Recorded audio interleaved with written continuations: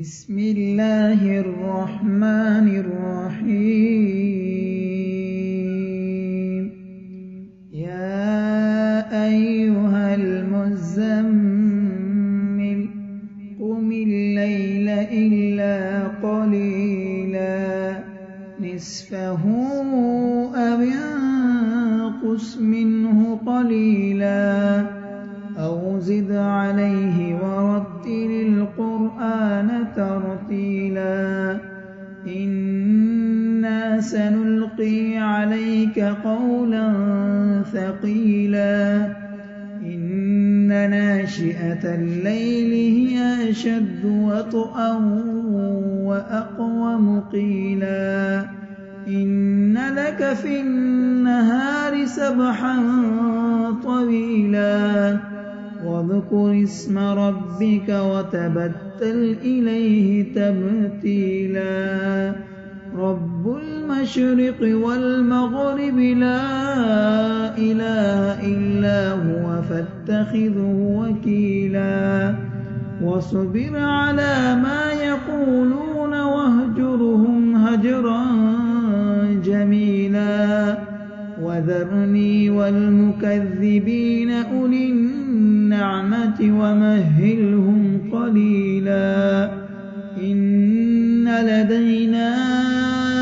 أنكالا وجحيما وطعاما ذا غصة وعذابا أليما يوم ترجف الأرض والجبال وكانت الجبال كثيبا مهيلا إنا أرسلنا إليكم رسولا شاهدا عليكم كما أرسلنا إلى فرعون رسولا فعصى فرعون الرسول فأخذناه أخذا وبيلا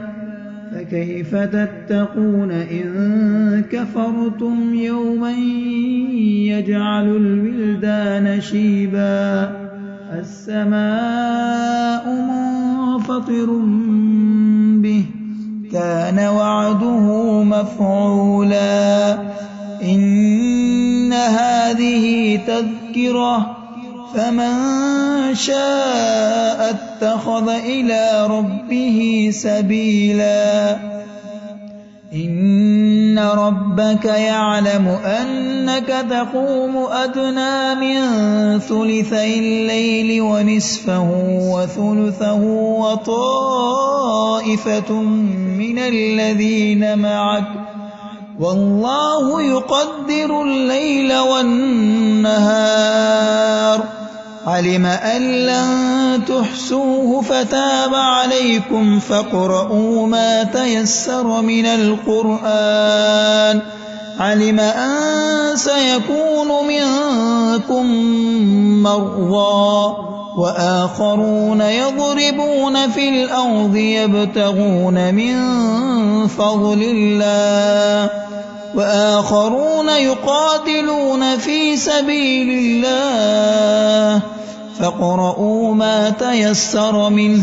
وأقيموا الصلاة وآتوا الزكاة وأقرضوا الله قرضا حسنا وما تقدموا لأنفسكم من خير تجدوه عند الله هو خيرا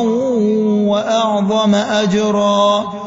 واستغفروا الله إن الله غفور رحيم